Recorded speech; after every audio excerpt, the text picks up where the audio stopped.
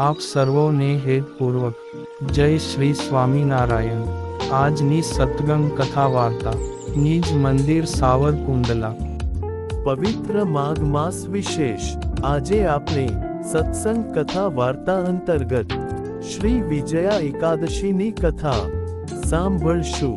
ધર્મરાજ યુધિષ્ઠિર રાજા પૂછે છે કે હે કૃપા સાગર, હે વસુદેવના પુત્ર કૃષ્ણ, માઘ મહિનાના કૃષ્ણ પક્ષને વિશે ક્યાં નામની એકાદશી આવે છે તે તમે મને પ્રસન્નતાથી કહો।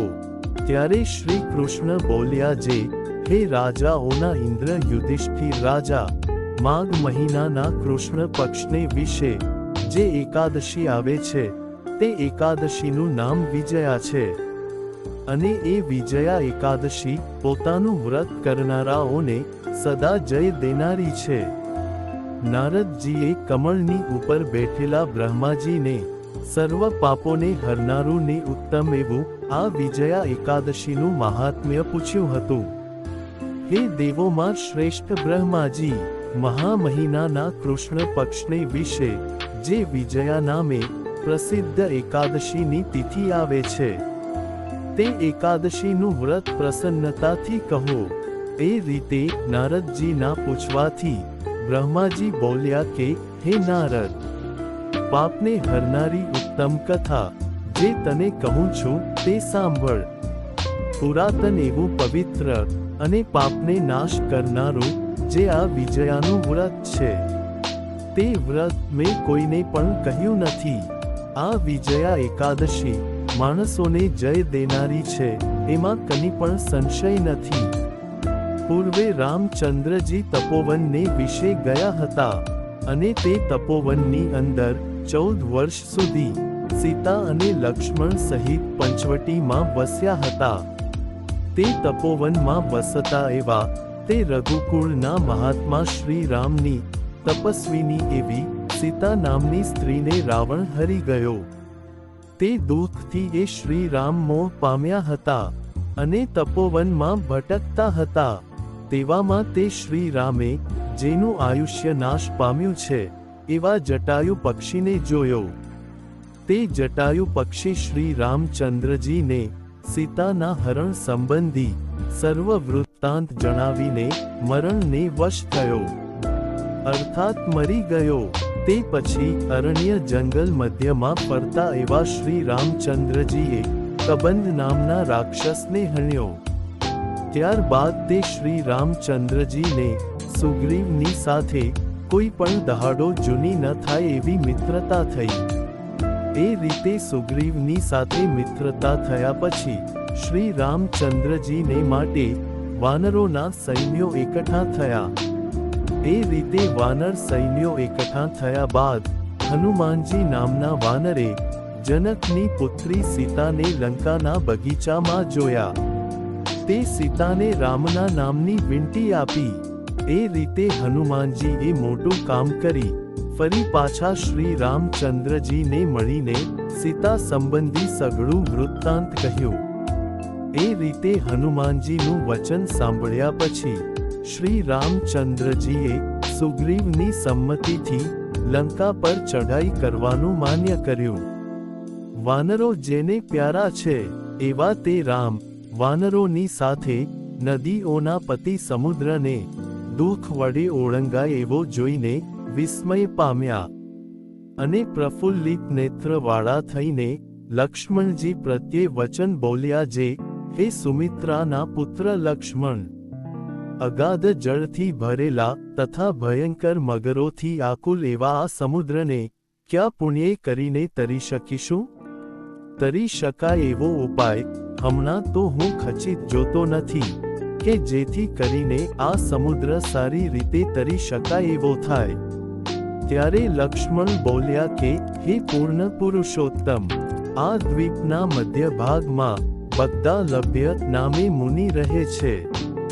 હે રઘુકુળમાં ઉત્પન્ન થયેલા શ્રી રામ, તે મુનિનો આશ્રમ આપણા સ્થાનકથી અર્ધો યોજન એટલે કે 2 ગાઉ દૂર છે। હે રઘુકુળને આનંદ પમાડનારા એણે ઘણા બ્રહ્માઓને જોયા છે। હે રાજેન્દ્ર શ્રી રામ, ઋષિઓમાં શ્રેષ્ઠ એવા અતિવૃદ્ધ બગદાલભ્યને તમે આ સમુદ્ર તરવાનો ઉપાય પૂછો. આ રીતના લક્ષ્મણના અતિ સુંદર વચનો સાંભળીને શ્રી રામચંદ્રજી મહામુનિ બગદાલભ્યના દર્શન કરવા સારું ગયા, અને દેવો જેમ વિષ્ણુ ભગવાનને પગે લાગે તેમ શ્રી રામચંદ્રજી મસ્તક વડે બગદાલભ્ય મુનિને પગે લાગ્યા. તે વખતે મુનિ એવા તે ઋષિ શ્રી રામચંદ્રજીને કોઈ કારણને લીધે મનુષ્ય શરીરને ધારણ કરેલા એવા પૂર્ણ પુરુષોત્તમ વિષ્ણુ જાણીને બોલ્યા કે, હે શ્રી રામ, તમારું આવવું ક્યાંથી થયું છે? અર્થાત આપ ક્યાંથી પધારો છો?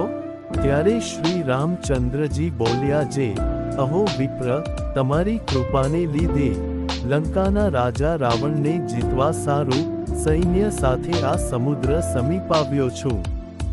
માટે તમારી અનુકૂળતાએ કરીને જે રીતે મારાથી આ સમુદ્ર તરી શકાય છે તે રીતે તરવાનો ઉપાય હે મુનિ મને કહો.